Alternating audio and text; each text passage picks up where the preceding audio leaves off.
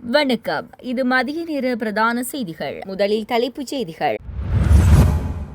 வடக்கின் கடலுக்கு ஆபத்து, இபிடிபி அபாய எச்சரிக்கை. யாழ் கடலட்டை பண்ணையாளர்களின் நெருக்கடிகள் குறித்து விரிவான ஆராய்வு, ஆளுநர் செயலகத்தில் விசேட சந்திப்பு. ஈஸ்டர் தாக்குதலில் சூத்திரதாரியை ஏப்ரல் 21க்குள் அம்பலப்படுத்துங்கள், ஜனாதிபதி அனுரவிடம் சாணக்கு பண்டார பகிரங்க வேண்டுகோள். இலங்கையில் உள்ள முஸ்லிம் அடிப்படைவாதிகளுக்கு புனர்வாழ்வளிக்காவலில் மீண்டும் குண்டுவெடிக்கும். ரஷ்ய பிரதி வெளியுறவு அமைச்சரை சந்தித்தார் அமைச்சர் விஜித ஹேரத். எரிபொருள் நெருக்கடி தொடர்பில் கலந்துரையாடல். குருக்கள்மடம் பகுதியில் மனித புதைகுழி தோண்டுதல் நடவடிக்கை இடைநிறுத்தம். அமெரிக்க தூதரகம் முன் அமைதி வழி போராட்டம். நிவாரண பொதியை உடன் வழங்குங்கள், அரசாங்கத்திடம் எதிர்க்கட்சித் தலைவர் சஜித் கோரிக்கை. மின்கட்டணத்தை மீண்டும் அதிகரிக்க நேரிடும், மின்சாரத்துறை மறுசீரமைப்பு செயலக அலுவலகம். தொடர்வது விரிவான செய்திகள். யாழ்ப்பாண மாவட்டத்தில் உள்ள கடலற்றை பண்ணையாளர்களுக்கும் கடற்றொழில் நேரியல் மற்றும் கடல் வளங்கள் அமைச்சர் இ சந்திரசேகர் மற்றும் வடக்கு மாகாண ஆளுநர் வேதநாயக நாயகருக்கும் இடையிலான விசேட கலந்துரையாடல் ஆளுநர் செயலகத்தில் நேற்று வெள்ளிக்கிழமை நடைபெற்றது. இக்கலந்துரையாடலில் கடலட்டை பண்ணைகளுக்காக அண்மையில் அதிகரிக்கப்பட்டுள்ள குத்தகை கட்டணத்தை செலுத்துவதில் தாங்கள் எதிர்கொள்ளும் நெருக்கடி நிலைகள் தொடர்பில் பண்ணையாளர்களால் விரிவாக எடுத்துரைக்கப்பட்டது. இதன்போது கருத்து தெரிவித்த அமைச்சர் மற்றும் ஆளுநர் ஆகியோர் தற்போதைய கட்டணங்கள் கணிப்பிடப்பட்ட உத்தியோகபூர்வ முறைமை தொடர்பில் பண்ணையாளர்களுக்கு தெளிவுபடுத்தினர். அத்துடன் கடலட்டை பண்ணையாளர்களின் இந்த கோரிக்கைகளை கருத்தில் கொண்டு மதிப்பீட்டு நடைமுறையை மீண்டும் பரிசீலனை செய்வது தொடர்பில் உரிய துறைசார் அதிகாரிகளுடன் விரைவில் கலந்துரையாடி ஆவண செய்வதாக பதிலளித்தனர். இந்த கலந்துரையாடலில் யாழ்ப்பாண மாவட்ட ஒருங்கிணைப்பு குழு தலைவரின் இணைப்பாளர் சு கபிலன் மற்றும் யாழ் மாவட்ட கடலட்டை பண்ணையாளர்கள் என பலரும் கலந்து கொண்டனர். மட்டக்களப்பு களுவாஞ்சிக்குடி போலீஸ் பிரிவுக்குட்பட்ட குருக்கள்மடம் பகுதியில் தோண்டப்பட்ட மனித புதைகுழி கடந்த புதன்கிழமை மாலை மூடப்பட்டதுடன் வேறு பகுதிகளில் ஆய்வு செய்து தோண்டுவதற்கு நடவடிக்கைகள் முன்னெடுக்கப்பட்டுள்ளன. மட்டக்களப்பு குருக்கள்மடம் பகுதியில் 3 நாட்களாக களுவாஞ்சிக்குடி நீதவான் நீதிமன்ற உத்தரவின் பேரில் அகழ்வு பணிகள் முன்னெடுக்கப்பட்ட நிலையில் அடையாளப்படுத்தப்பட்ட இடத்தில் 6 அடி ஆழம் வரை தோண்டப்பட்டது. களுவாஞ்சிக்குடி நீதவான் பிரதீபன் இந்த மனித புதைகுழியை தோண்டும் பணிகளை பார்வையிட்டார். 3வது நாளோடு முதலாவது நாளாக தோண்டப்பட்ட இடம் கைவிடப்பட்டு மூடப்படுகின்ற நிலையில் அகழ்வு பணியும் தற்காலிகமாக நிறுத்தப்பட்டு அப்பகுதியில் சந்தேகிக்கப்படும் ஏனைய இடங்களில் ஸ்கேன் செய்யப்பட்டு நீதிமன்ற அனுமதியுடன் அகழ்வு பணிகள் முன்னெடுக்கப்படும் என இதன்போது சட்டத்தரணிகளினால் தெரிவிக்கப்பட்டது. 1990ஆம் ஆண்டு மட்டு கல்முனை வீதியால் பயணம் செய்த 170 முஸ்லிம்கள் கடத்தப்பட்டு படுகொலை செய்யப்பட்டு மட்டக்களப்பு குருக்கள்மடம் கடற்கரை அண்டிய பகுதியில் புதைக்கப்பட்டனர் என சந்தேகிக்கப்படும் பகுதியில் களுவாஞ்சிக்குடி நீதவான் நீதிமன்றத்தின் உத்தரவின் பேரில் தோண்டும் பணிகள் முன்னெடுக்கப்பட்டிருந்தன. கடலட்டை பணிகள் விஸ்தரிக்கப்படுகின்ற போது அவற்றின் உரிமையாளர்களாகவும் பயனாளர்களாகவும் அந்தந்த பிரதேசத்தைச் சேர்ந்தவர்களுக்கே முன்னுரிமை அளிக்கப்பட வேண்டும் என்று ஈழமக்கள் ஜனநாயக கட்சியின் ஊடக செயலாளர் ஸ்ரீகாந்த் பன்னீர்செல்வம் வலியுறுத்தியுள்ளார். யாழ் ஊடக அமையத்தில் நேற்று நடைபெற்ற ஊடக சந்திப்பில் கலந்து கொண்டு கருத்து தெரிவிக்கும் போதே அவர் இவ்வாறு குறிப்பிட்டார். அவர் மேலும் தெரிவிக்கையில், எதிர்வரும் காலங்களில் முதலீட்டாளர்கள் என்ற அடிப்படையில் ஏற்றுமதியாளர்கள் என்ற போர்வையிலோ எங்களுடைய வளங்களும் எங்களுடைய வருமானங்களுக்கும் ஏற்றுமதி செய்யப்படுகின்ற சூழல் உருவாகக்கூடாது என்பதே எம்முடைய எதிர்பார்ப்பாக இருக்கிறது. எமது கட்சியின் இந்த நிலைப்பாட்டை பிரதேசவாதமாகவோ இனவாதமாகவோ தேசியவாதமாகவோ யாரும் கருதக்கூடாது. கடந்த பல தசாப்தங்களாக அழிவுகளையும் அவலங்களையும் சுமந்து ஏனையவர்களோடு ஒப்பிடுகின்ற போது பின்தள்ளி இருக்கின்ற எமது மக்களின் எதிர்காலம் சுபீட்சமடைய வேண்டும். அதற்கு எமது பிரதேசங்கள் இருக்கின்ற வளங்களை உச்சபட்சம் நாங்களே பயன்படுத்த வேண்டும் என்ற அக்கறையின் வெளிப்பாடாகவே அனைவரும் அணுக வேண்டும் என்பதையும் தெரிவித்துக் கொள்ள விரும்புகின்றோம். எமது பிரதேசத்துக்கு அந்நிய செலாவணியை பெற்றுக் கொள்ளும் வகையில் எமது செயலாளர் நாயகத்தின் தீர்க்க தரிசனத்துடன் விஸ்தரிக்கப்பட்ட கடலட்டை உற்பத்தி பாரிய வெற்றி பெற்றிருந்தது. இந்த நிலையிலே தற்போதைய அரசும் இந்த விடயத்தில் அவதானம் செலுத்தியுள்ளது. இவ்வாறான விடயங்கள் முன்னெடுக்கப்படுகின்ற போது பல்வேறு பரிமாணங்கள் கவனத்தில் கொள்ளப்பட வேண்டும். இல்லாதபடியின் எமது மக்களுக்கு சிக்கலை ஏற்படுத்தும் அபாயமும் உள்ளது. குறிப்பாக முதலீட்டாளர்கள் என்ற அடிப்படையில் தென்னிலங்கையைச் சேர்ந்தவர்கள் போன்ற வெளியார் உள்வாங்கப்பட்டால் வருமானத்தின் பெரும் பகுதி எடுத்துச் செல்லப்படும். எமது மக்களுக்கு போதிய பலன் கிடைக்காது. அதேபோன்று பூகோள அரசியல் ஆதிக்கத்துக்கு பயன்படுத்தக்கூடிய அபாயம் இருக்கிறது. எனவே தற்போதைய முயற்சிகளிலும் இந்த பிரதேசத்தைச் சேர்ந்தவர்களே பயன்படுத்த வேண்டும் என்பதை வலியுறுத்துகின்றோம் என்றார். சுமார் 4 வருடங்கள் என்று சொல்லலாம். ஒரு குறுகிய காலப்பகுதிக்குள்ளே இந்த பிரதேசத்திலே, வடக்கு பிரதேசத்திலே சுமார் 1900 ஏக்கர் வரையில் கடலட்டை பண்ணைகள் உருவாக்கப்பட்டன. சுமார் 1800 கடலட்டை பண்ணை உரிமையாளர்களாக கடந்த காலங்களிலே சிறு தொழிலாளர்களாக இருந்த எம்மவர்கள் மாற்றம் செய்யப்பட்டார்கள், பொருளாதார நன்மைகளை பெற்றுக்கொண்டார்கள்.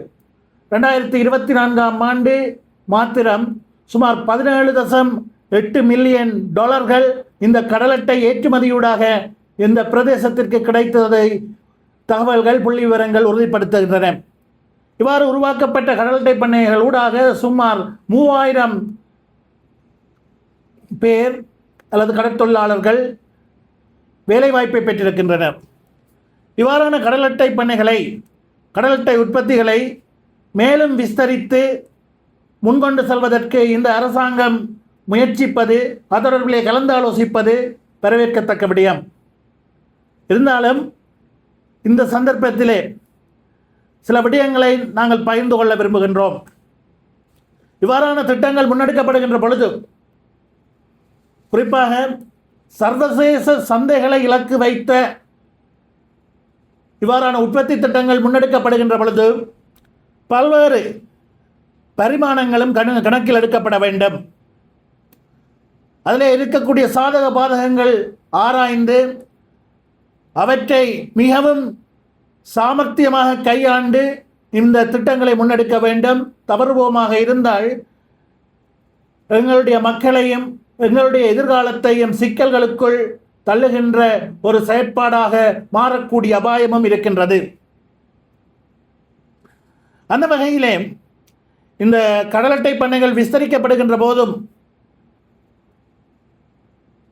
இந்த பிரதேசத்திலே இருக்கின்றவர்களுக்குத்தான் அந்த பண்ணையிலே, அந்த உற்பத்தி நடவடிக்கைகளிலே ஈடுபடுவதற்கான முன்னுரிமை வாய்ப்புகள் வழங்கப்பட வேண்டும் என்பதில் நாங்கள் கடந்த காலங்களில் உறுதியாக இருந்திருக்கின்றோம்.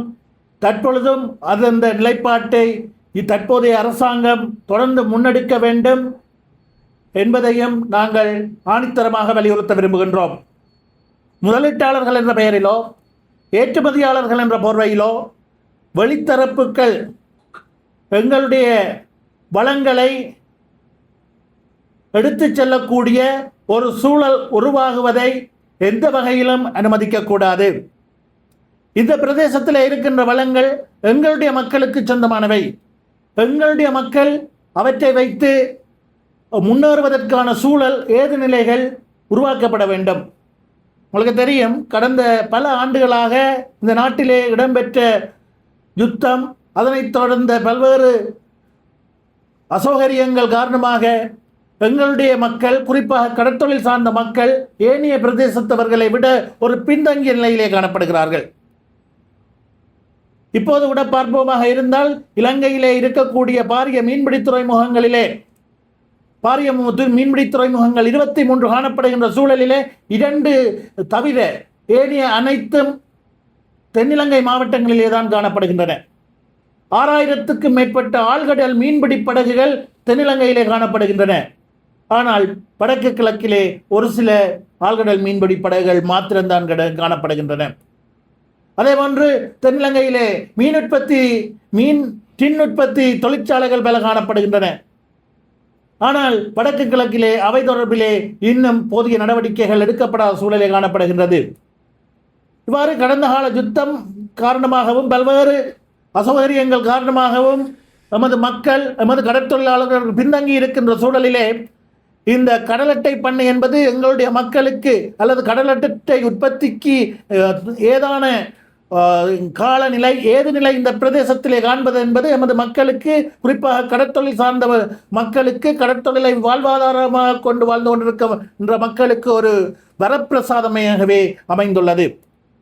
ஆகவே கிடைத்திருக்கின்ற இந்த வரப்பிரசாதத்தை எங்களுடைய மக்கள் உச்சபட்சமாக பயன்படுத்தப்படும் வகையில் செயற்பாடுகள், திட்டமிடல்கள் அமைய வேண்டும். அதைவிட இந்த கடல் அட்டைகள் என்பது சீன சந்தைகளை இலக்குவாக கொண்ட ஒரு உற்பத்தி பொருளாகவும், சீன மக்கள் வாழுகின்ற நாடுகளை இலக்காக அல்லது சந்தையாக கொண்ட ஒரு உற்பத்தி பொருளாகவும் இருக்கின்ற சூழலிலே இவ்வாறான உற்பத்தி நடவடிக்கைகளிலும் ஏற்றுமதி நடவடிக்கைகளிலும் வழித்தரப்புகள் உள்வாங்கப்படுகின்ற பொழுது அது பூகோள பிராந்திய அரசியல் நலன்களில் அக்கறை உள்ளவர்களுடைய அவதானத்தையும் கவனத்தையும் ஈர்க்கின்ற ஒரு விடயமாகவும் இருக்கும். இந்த பிரதேசத்திலே, இந்த பிராந்தியத்திலே ஆதிக்கம் செலுத்துவதற்கான ஒரு வாய்ப்பாகவும், இந்த பிரதேசத்திலே ஆதிக்கத்தை ஏற்படுத்துவதற்கு உள்நுழையக்கூடிய ஒரு வாய்ப்பாகவும் இந்த கடல் அட்டை உற்பத்தி என்ற அல்லது கடல் அட்டை உற்பத்தியிலே பங்களிப்பு முதலீடு என்ற போர்வையிலே சில சக்திகள் உள்நுழைவதற்கான வாய்ப்புகளும் இருக்கின்றன என்று சந்தேகங்களும் அளவுக்கு, குறிப்பாக வெளிப்படையாக பேசுவோமாக இருந்தால், இங்கே சீன உற்பத்திகளை சீனாவினுடைய சந்தைகளை இலக்கு வைத்து முன்னெடுக்கப்படுகின்ற உற்பத்தி என்ற அடிப்படையிலே இவ்வாறான உற்பத்தி நடவடிக்கைகளிலே சீனாவினுடைய தலையீடுகள், முதலீடுகள் உள்வருவதற்கான வாய்ப்புகள் இருக்கின்றதோ என்ற சந்தேகம் இந்திய தரப்புகள் மத்தியிலே மிகவும் அவதானமாக, உன்னிப்பாக அவதானிக்கப்படும். கடந்த காலங்களிலே அவதானிக்கப்பட்டிருக்கிறது, எதிர்காலத்திலும் அவதானிக்கப்படும். அதிலே எந்த விதமான தவறும் இல்லை, அதில் நியாயமும் இருக்கின்றது. இவற்றையெல்லாம் கவனத்திலே கொண்டுதான் கடந்த காலங்களிலே எங்களுடைய செயலாளர் நாயகம் இவ்வாறான அசௌகரியங்களை, இவ்வாறான புறச்சக்திகள் உள்நுழைவதை மிகவும் லாபகமாக கையாண்டிருந்தார். ஆட்சி மாற்றம் இடம்பெறுவதற்கு சில காலங்களுக்கு முன்னதாக இந்தியாவோடு கலந்துரையாடி, இந்திய மத்திய அரசோடு கலந்துரையாடி, இந்த பிரதேசத்திலே எவ்வாறு கடல் அட்டை உற்பத்திகளை விஸ்தரிக்க முடியும் என்பது தொடர்பிலே ஆராய்வதற்காக இந்திய மத்திய அரசாங்கத்தினுடைய அறிவுறுத்தலின் அடிப்படையில் மற்றும் புதுடில்லியிலிருந்து சில நிபுணர்கள் இந்த பிரதேசத்திற்கு வருகை தந்து, இந்த பிரதேசத்தில் எவ்வாறு கடல் அட்டை உற்பத்திகளை விஸ்தரிக்க முடியும் என்பது தொடர்பான ஆய்வுகளை மேற்கொண்டு அது தொடர்பான அறிக்கைகளையும் சமர்ப்பித்திருந்தனர். இருந்தாலும் அந்த காலப்பகுதியில் ஏற்பட்ட ஆட்சி மாற்றம் தொடர்பாக அதனை முன்கொண்டு செல்ல முடியாமல் இருக்கின்றது. இந்த அடிப்படையிலே தான் எங்களுடைய செயலாளர் நாயகம் அவர்கள் பிராந்திய அரசியல் என்று வருகின்ற பொழுது இந்தியாவிற்கே முன்னுரிமை என்று அவர் அடிக்கடி சொல்வது போன்று, இந்த கடல் அட்டை பண்ணை விவகாரம் ஒரு பூகோள அரசியலுக்கு எந்த வகையிலும் பயன்படுத்தப்பட்டு விடக்கூடாது என்பதிலும் அவதானமாக இருந்தார். அதே போன்று இந்த பிரதேச மக்களுடைய வளங்கள், உற்பத்திகள் அனைத்தும் வெளி முதலீட்டாளர்கள், ஏற்றுமதியாளர்கள் உள்வாங்கப்படுகின்ற போது அதிலே கிடைக்கக்கூடிய வருமானங்கள், லாபங்கள் அனைத்தும் வெளி மாவட்டங்களுக்கு கணிசமான அளவு எடுத்துச் செல்லப்பட்டுவிடும். அதனால் இந்த பிரதேச மக்கள் கடந்த காலங்களிலே யுத்தத்தாலும் பல்வேறு காரணங்களாலும் பின்தள்ளப்பட்டிருக்கின்ற மக்கள் இந்த கடல் அட்டை பண்ணைகளால் பூரணமான நன்மைகளை அதிகுச்சமாக பெற்றுக்கொள்ள முடியாது என்ற நிலைப்பாட்டிலே, ஒரு தெளிவான நிலைப்பாட்டிலே கடந்த காலங்களில் செயலாளர் நாயம் செயல்பட்டிருந்தார். அதாவது சீனாவின் மக்கள், சீனா போன்ற நாடுகளிலே வாழ்ந்து கொண்டிருக்கின்ற மக்கள் இந்த கடல் அட்டை உற்பத்திகளை விரும்பி உண்ணுகின்ற போதிலும், அவர்கள்தான் எங்களுடைய சந்தைகளாக இருக்கின்ற பொழுதிலும் அவற்றை நாங்கள் உங்களுடைய இடங்களுக்கே கொண்டு வந்து தருகின்றோம். இந்த கடல் அட்டை உற்பத்தியாளர்களாகவும் ஏற்றுமதியாளர்களாகவும் நம்மவர்களே பயன்படுத்தப்பட வேண்டும். அதனூடாக முழு வருமானமும் நமது பிரதேசங்களுக்கே கிடைக்க வேண்டும் என்பதை வலியுறுத்தியது மட்டுமல்ல, அது செயற்படுத்தப்பட வேண்டும் என்பதிலும் உறுதியாக இருந்தார். எனவே இந்த அரசாங்கம் அல்லது தற்போதைய முயற்சிகள் பாராட்டப்பட வேண்டியவை. அதேவேளை இந்த முயற்சிகள் முன்கொண்டு செல்லப்படுகின்ற போது, அவை விஸ்தரிக்கப்படுகின்ற பொழுது வெளி முதலீட்டாளர்கள் என்ற பெயரிலோ அல்லது ஏற்றுமதியாளர்கள் என்ற போர்வையிலோ வருவதை நாங்கள் அனுமதிப்பது என்பதை விட வரவேற்கக்கூடாது. அவற்றுக்கான வாய்ப்புகளை முழுமையாக எங்களுடைய பிரதேசத்தைச் சேர்ந்தவர்களுக்கே வழங்க வேண்டும். இதில் இந்த அரசாங்கமும் ஒரு தெளிவான தீர்மானத்தோடு செயற்பட வேண்டும் என்பது எங்களுடைய வேண்டுகோளாக இருக்கின்றது. இலங்கைக்கு உத்தியோகபூர்வ விஜயம் ஒன்றை மேற்கொள்ள உள்ள ரஷ்ய பிரதி வெளிவிவகார அமைச்சர் ஆண்ட்ரே ட்ருவென்கோ மற்றும் வெளிவிவகார வெளிநாட்டு வேலைவாய்ப்பு மற்றும் சுற்றுலாத்துறை அமைச்சர் விஜித ஹேரத் ஆகியோருக்கு இடையிலான சந்திப்பு கொழும்பில் அமைந்துள்ள வெளிவிவகார அமைச்சில் நடைபெற்றது. இந்த சந்திப்பின் போது இலங்கை தற்போது எதிர்கொண்டுள்ள சவால்களுக்கு மத்தியில் நாட்டுக்கு தேவையான எரிபொருளை உடனடியாக வழங்குவதற்கு தேவையான நடவடிக்கைகள் எடுக்கப்படும் என ரஷ்ய தரப்பில் உறுதியளிக்கப்பட்டது.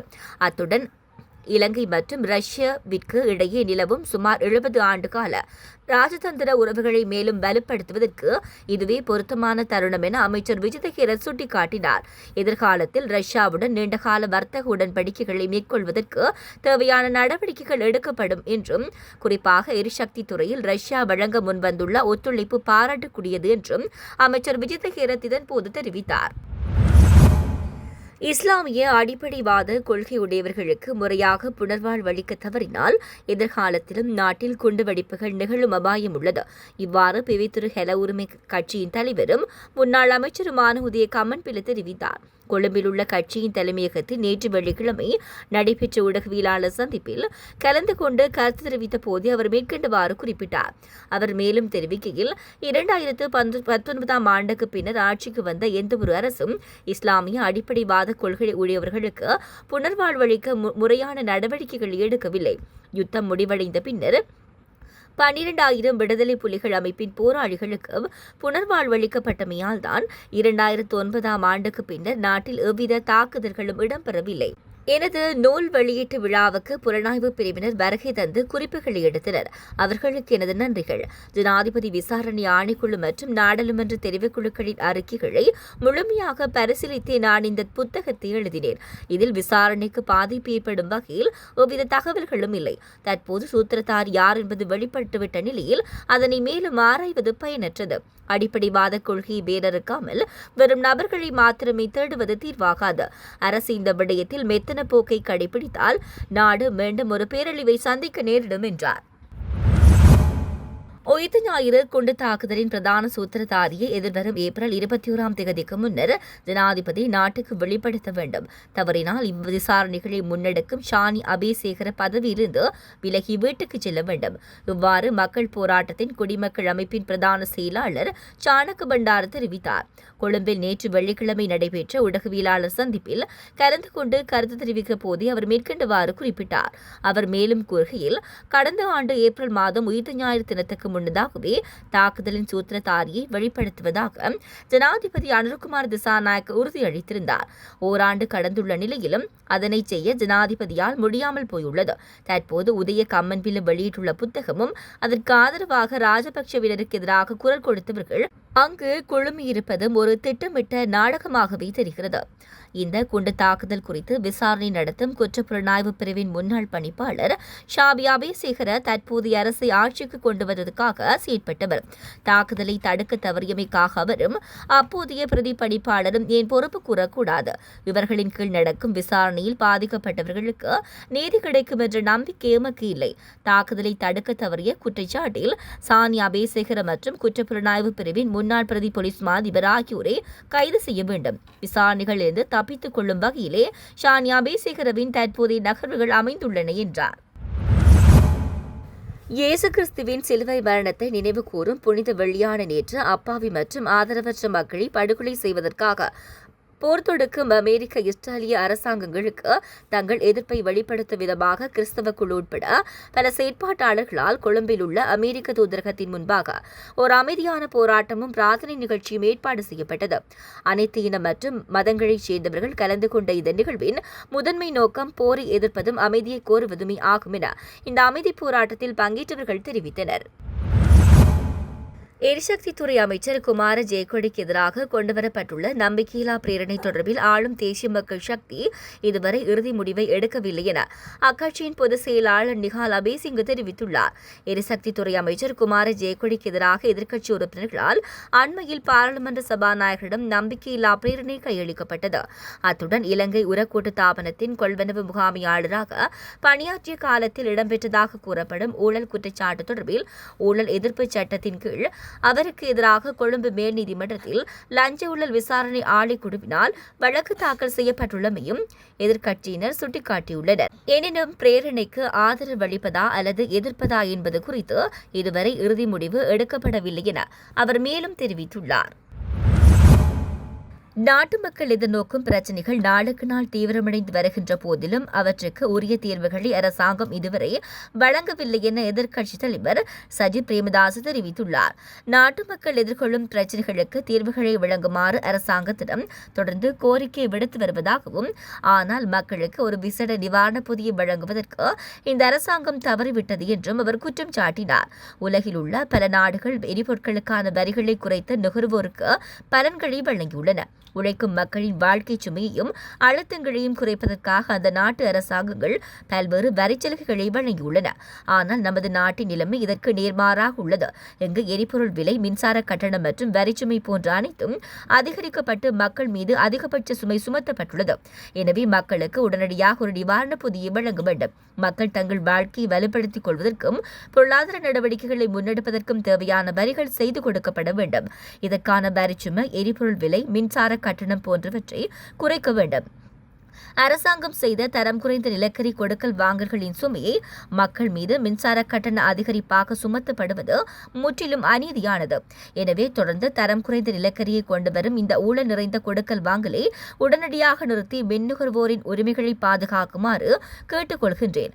மக்கள் தங்கள் பொருளாதாரத்தை வலுப்படுத்திக் கொள்வதற்கு தேவையான நிவாரண பொதியை விரிவாக வழங்க வேண்டியது அரசாங்கத்தின் பொறுப்பாகும். இந்த பொறுப்பிலிருந்து ஜனாதிபதியோ அல்லது அரசாங்கமோ தப்பியோட முடியாது. தயவு செய்து அரசாங்கம் தனது பொறுப்பை நிறைவேற்ற வேண்டும் என்று அந்த அறிக்கையில் உள்ளது. இலங்கை எந்தவொரு வல்லரசு நாடுகளின் முகாமுக்கு ஆதரவான நாடு அல்ல.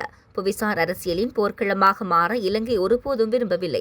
மாறாக அனைத்து நாடுகளும் இணையும் ஒரு சங்கம புள்ளியாகவே இலங்கை இருக்க விரும்புகின்றது என அமைச்சர் விமல் ரத்நாயக்க தெரிவித்துள்ளார். மேலும் யுரேனிய பிராந்தியத்துடனான கடல் மற்றும் வான்வழி போக்குவரத்து இணைப்புகளை வலுப்படுத்த இலங்கை அரசு தயாராக இருப்பதாகவும், இரு நாடுகளுக்கும் இடையிலான வான்வழி போக்குவரத்து சேவைகளை ரஷ்யா ஆண்டு முழுவதும் தடையின்றி தொடர வேண்டும் எனவும் அவர் கேட்டுக் கொண்டுள்ளார். அவர் மேலும் தெரிவிக்கையில், வரலாறு முழுவதும் கிழக்கு மற்றும் மேற்கத்திய நாடுகளை இணைக்கும் ஒரு மையப்புள்ளியாக இந்திய பெருங்கடலின் முத்து என அழைக்கப்படும் இலங்கை திகழ்ந்துள்ளது. பழங்கால கடற்சார் பட்டுப்பாதையிலும் இலங்கை முக்கிய பங்காற்றியுள்ளது. எனினும் ஒரு நாடு போக்குவரத்து மையமாக உருவெடுக்க வெறும் புவியியல் இருப்பிடம் மட்டும் போதாது. மாறாக அரசியல், பொருளாதார மற்றும் சமூக ஸ்திரத்தன்மை முதன்மையானது. உலகளவில் அமெரிக்க ஈரான் போர் உள்ளிட்ட பதற்றமான மற்றும் கொந்தளிப்பான சூழல் நிலவி வருகின்ற போதிலும் இலங்கை ஒரு அமைதியான ஸ்திரமான பொருளாதாரத்தை கொண்ட நாடாக தன்னை நிலைநிறுத்தியுள்ளது. இலங்கை சுற்றுலாவுக்கு ரஷ்யாவில் பெரும் சாத்தியக்கூறுகள் இருப்பதால் ரஷ்ய போக்குவரத்து அமைச்சர் தனது விமான சேவைகளை ஆண்டு முழுவதும் தொடர்ந்து இயங்க வேண்டும் என கேட்டுக் கொண்டார். இலங்கையின் பிரதான சர்வதேச விமான நிலையங்களில் ஒன்றின் செயற்பாடுகளை நிர்வகிக்க சர்வதேச தனியார் நிறுவனங்களுக்கு அழைப்பு விடுக்கப்பட்டுள்ளது. இந்த யுரேனிய போக்குவரத்து கட்டமைப்பின் மூலம் ரஷ்யா போன்ற பெரிய நாடுகள் மட்டுமன்றி இலங்கை போன்ற வளரும் தீவு நாடுகளும் பெரும் நன்மை அடையும் என நம்புகின்றோம் என்றார். நிலக்கரி நெருக்கடியால் எதிர்வரும் காலப்பகுதியில் மின் கட்டணத்தை அதிகரிக்க நேரிடும். எரிபொருள் விலையேற்றம், வறட்சியான காலநிலை, நிலக்கரி தட்டுப்பாடு ஆகிய காரணிகளால் மின் கட்டணம் தற்போது அதிகரிக்கப்படவில்லை என மின்சாரத்துறை மறுசீரமைப்பு செயலக அலுவலகத்தின் பணிப்பாளர் நாயகம் புபுதன் ரோஷன் தெரிவித்தார். கொழும்பில் நேற்று வெள்ளிக்கிழமை நடைபெற்ற நிகழ்வில் உரையாற்றுகையில் மேற்கண்டவாறு குறிப்பிட்டார். அவர் மேலும் உரையாற்றுகையில், எரிபொருள் தட்டுப்பாடு, வறட்சியான காலநிலை மற்றும் நிலக்கரி தட்டுப்பாடு ஆகிய காரணிகளால் மின்கட்டணம் தற்போது அதிகரிக்கப்படவில்லை. மின்கட்டண திருத்தம் தொடர்பில் 3 மாதங்களுக்கு முன்னர் முன்வைக்கப்பட்ட திருத்த யோசனைக்கு அமைவாகவே தற்போது 10% கட்டணம் அதிகரிக்கப்பட்டுள்ளது. புதுப்பிக்கத்தக்க சக்தி வளங்களை மேம்படுத்துவதற்கு புதிய திட்டங்கள் செயற்படுத்தப்பட்டுள்ளன. புதிய முதலீடுகளை நிறுவன கட்டமைப்பினூடாக பெற்றுக் கொள்வதற்கு தீர்மானிக்கப்பட்டுள்ளது என்றார்.